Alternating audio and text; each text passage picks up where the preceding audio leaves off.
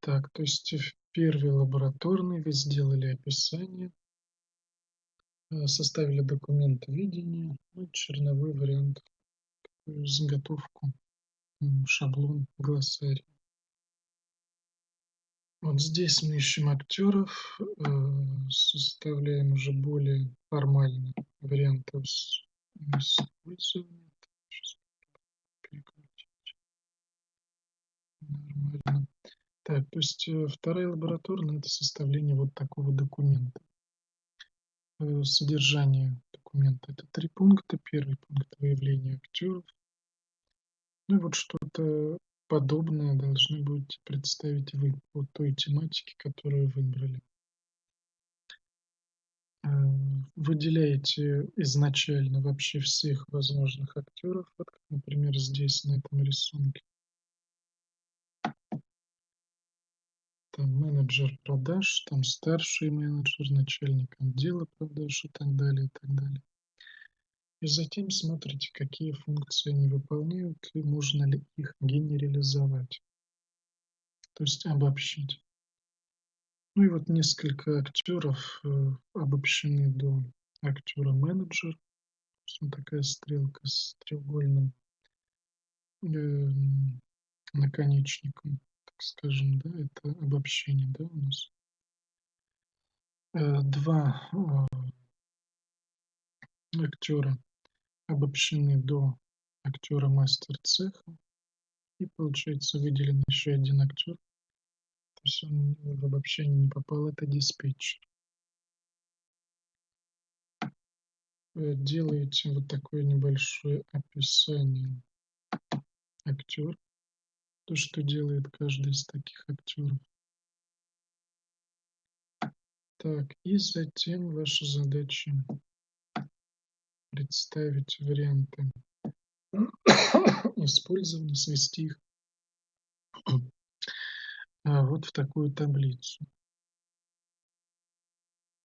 Актер, наименование варианта использования, формулировка вот этого самого варианта использования.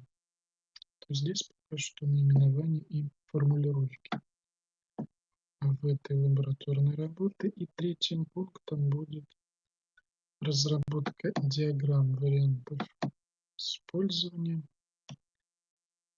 Так, вот, например, такая диаграмма получилась. Здесь, ну, изображайте пока вот таким образом обобщенно. Актер, вариант использования. Можно даже без какой-то детализации, без генерализации, без включения, без расширения.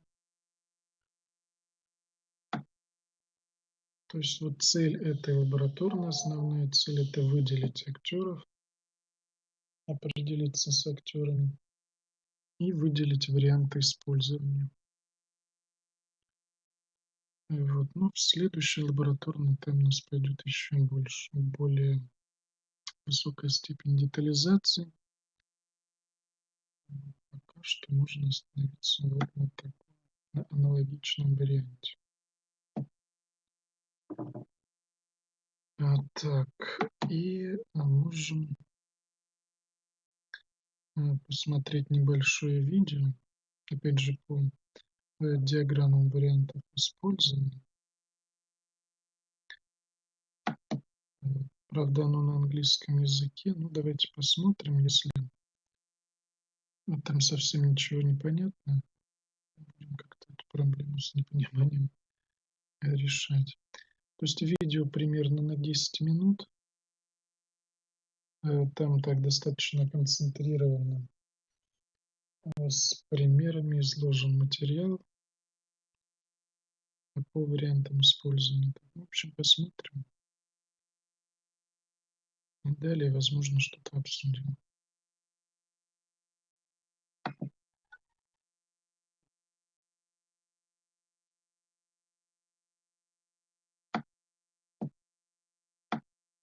Hi, my name's Chloe, and I'll be teaching you everything you need to know about UML use case diagrams. We'll start with a high-level overview, then we'll talk about systems, actors, use cases, and relationships. And finally, we'll build an entire use case diagram together and go over examples to explain these concepts in depth. Have you ever had an idea that makes perfect sense in your head, but when you try to explain it to someone else, they're completely lost? Maybe your idea is for a new app, and every time you talk about it, people don't really understand how they'd interact with the app or what it would do. This type of scenario is where a use case diagram is very helpful. Here's a simple description of a use case diagram. First, it shows a system or application. Then it shows the people, organizations, or other systems that interact with it. And finally, it shows a basic flow of what the system or application does. It's a very high-level diagram and typically won't show a lot of detail, but it's a great way to communicate complex ideas in a fairly basic way. Okay, so we're going to break down use case diagrams into 4 different elements: systems, actors, use cases, and relationships. Let's start with systems. A system is whatever you're developing. It could be a website, a software component, a business process, an app, or any number of other things. You represent a system with a rectangle, and you put the name of the system at the top. We're going to build a use case diagram for a very simple banking application. We'll call our system Banking App. This rectangle helps define the scope of this system. Anything within this rectangle happens within the banking app. Anything outside of this rectangle doesn't happen in the banking app. The next element is an actor, which is depicted by this stick figure. An actor is going to be someone or something that uses our system to achieve a goal. That could be a person, an organization, another system, or an external device. So who or what is going to be using our banking app? The most obvious actor is a customer. We are going to have customers that download and use our banking app. Another actor that we'll want in our diagram is the bank. The bank is going to provide information that feeds into our banking app, like transactions and account balances. Here are a couple things to keep in mind when dealing with actors. First, it's important to note that these actors are external objects. They always need to be placed outside of our system. Second, actors need to be thought of as types or categories. For our banking app, an actor isn't going to be a specific individual or a specific organization. We wouldn't label our actors as John and Chase Bank. We want to keep things categorical. So right now we're saying that both customers and banks are going to use our app. And this brings up the topic of primary and secondary actors. A primary actor initiates the use of the system, while a secondary actor is more reactionary. So in our example, which actor is primary and which actor is secondary? The primary actor is customer. The customer is going to initiate the use of our system. They're going to pull out their phone, open up our banking app, and do something with it. Bank, on the other hand, is a secondary actor. The bank is only going to act once the customer does something. If the customer goes on the app to see how much money is in their account, only then does the bank engage with our system to provide the balance. Primary actors should be to the left of the system, and secondary actors should be to the right. This just visually reinforces the fact that customer engages with the banking app and then the bank reacts. The next element is a use case, and this is where you really start to describe what our system does. A use case is depicted with this oval shape, and it represents an action that accomplishes some sort of task within the system. They're going to be placed within the rectangle because they're actions that occur within the banking app. So what is our banking app going to do? We're going to keep things very simple. Our banking app is going to allow a customer to log in, check their account balance, transfer funds between accounts, and make payments towards bills. So if this is what our banking app does, we're going to have use cases that describe each of those actions. We'll have a use case called login, another called check balance, another called transfer funds, and finally make payment. You can see that each of these use cases starts with a verb and reinforces an action that takes place. We also want them to be sufficiently descriptive.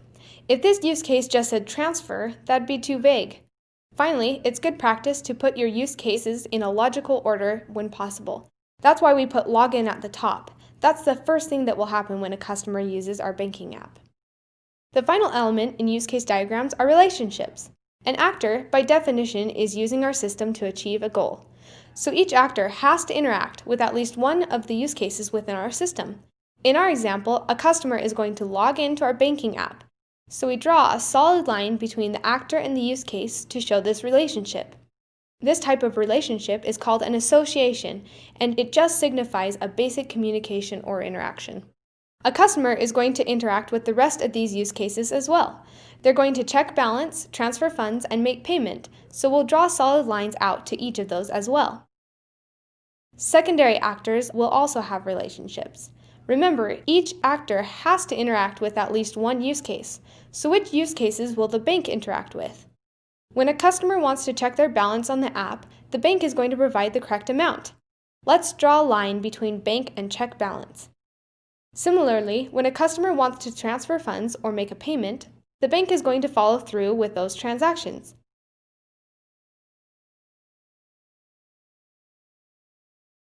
We don't need to draw a line to log in because that process happens within the banking app. There's no need for the bank to actually get involved with the login process. There are 3 other types of relationships in addition to association. There's include, extend, and generalization.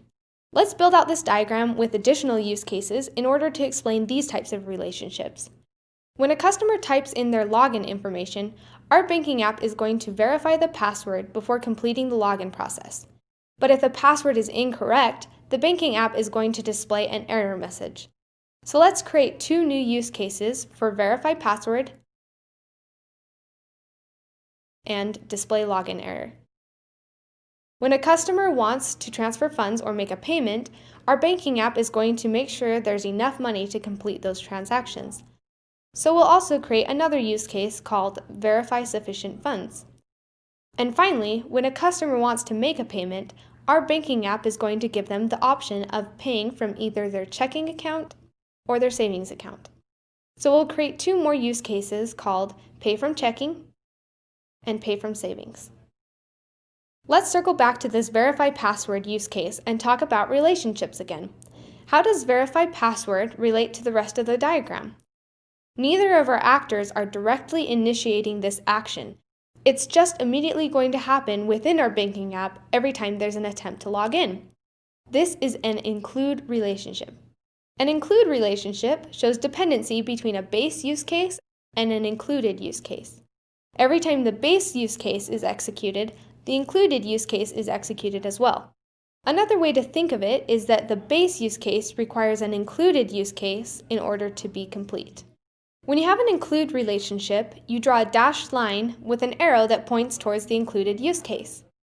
So in our example, login is the base use case, and verify password is the included use case. Every time a customer logs in, our banking app will automatically verify password. This login use case won't be complete unless verify password is complete. So we draw a dashed line with the arrow pointing towards the included use case, and we write include in double chevrons. The next type of relationship is the extend relationship. An extend relationship has a base use case and an extend use case. When the base use case is executed, the extend use case will happen sometimes, but not every time. The extend use case will only happen if certain criteria are met. Another way to think of it is that you have the option to extend the behavior of the base use case. When you have an extend relationship, you draw a dashed line with an arrow that points towards the base use case. In our example, login is a base use case, and display login error is an extended use case. Our banking app won't display a login error message every time a customer logs in. This will only happen once in a while when a customer accidentally enters an incorrect password. Since this is an extend relationship, we draw a dashed line with an arrow that points to the base use case and write extend between double chevrons. Hopefully, this thoroughly explains the difference between include and extend relationships. But just in case, here's a very basic example to help differentiate between the two. If you sneeze, you will close your eyes. That's an included relationship because it's going to happen every time. Additionally, if you sneeze, you might say excuse me. That's an extended relationship because it supplements the sneeze, but isn't completely necessary in the sneezing process. Just remember that include happens every time, extend happens just sometimes, and don't forget that the arrows point in opposite directions. One quick thing to note is that multiple base use cases can point to the same included or extended use case. For example, both transfer funds and make payment are going to point to verify sufficient funds as an included use case. We want our banking app to make this check every time either of these base use cases occur. You don't need to duplicate the verify sufficient funds use case. The simpler your diagram, the better. The last type of relationship we'll discuss is generalization, also known as inheritance. When you make a payment from our banking app, you can do so from either your checking account or your savings account. In this scenario, make a payment is a general use case, and pay from savings and pay from checking are specialized use cases. You could also use the terms parent and children.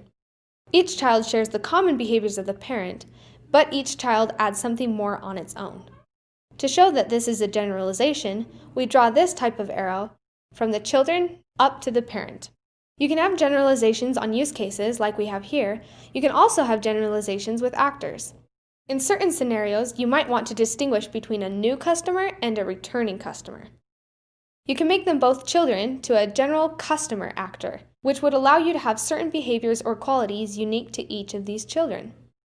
One last shape that we'll quickly talk about is a use case with extension points. You can see an example here. The name of the use case is above the line, and then there are extension points below the line. Extension points are just a detailed version of extend relationships. This use case shows that a customer can set up their profile in our banking app. And then these extension points show us that when a customer is setting up their profile, they'll have the option to navigate to a couple different screens. If a customer is confused, they can go to Profile Help. And if they want details regarding their private information, they can go to Privacy Info. Those extension points branch off to extended use cases. Go to Profile Help and show Privacy Info. We can even add a note to show what sort of conditions would lead to these extension points. Now we have a complete use case diagram with various elements that help explain what our banking app does. This is a very basic example, but remember that even complex systems should be restricted to a simplistic visualization of functionality, behavior, and relationships. If you'd like to take a closer look at this example, click on the card in the upper right-hand corner. You'll find this exact banking app example plus several other examples and resources. Thanks for watching this tutorial on UML use case diagrams. Please subscribe to our channel to see more helpful tutorials. Leave a comment below if you have any thoughts or questions. And lastly, click here to try Lucidchart for free and start making your own UML diagrams.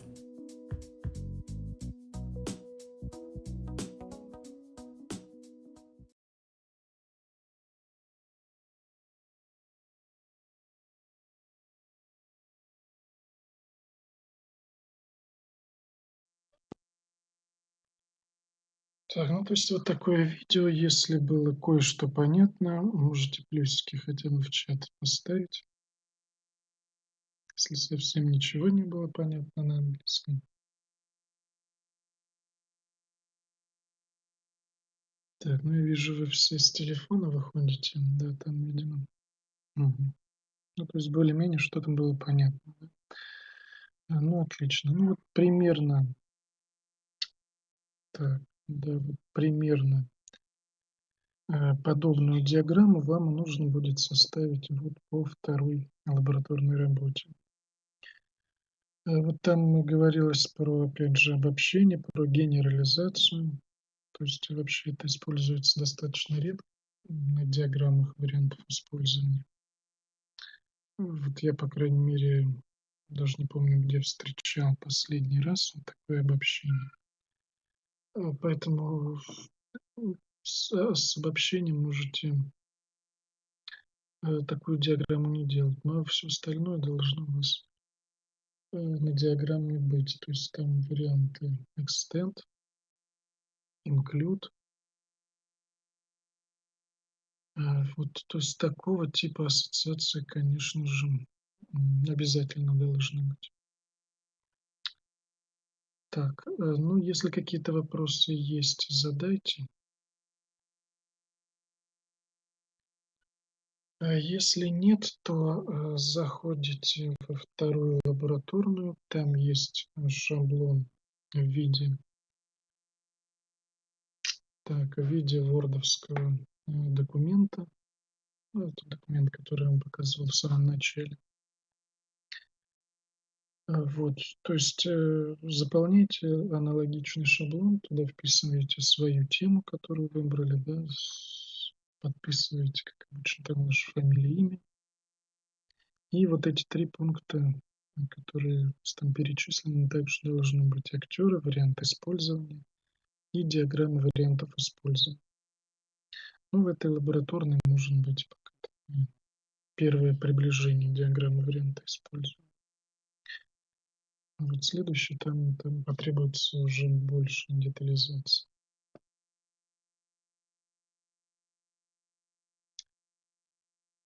Так, ну, если вопросов нет, я тогда пока отключаюсь. То есть вопросы появляются, там просмотрите пока документ, пишите в чат.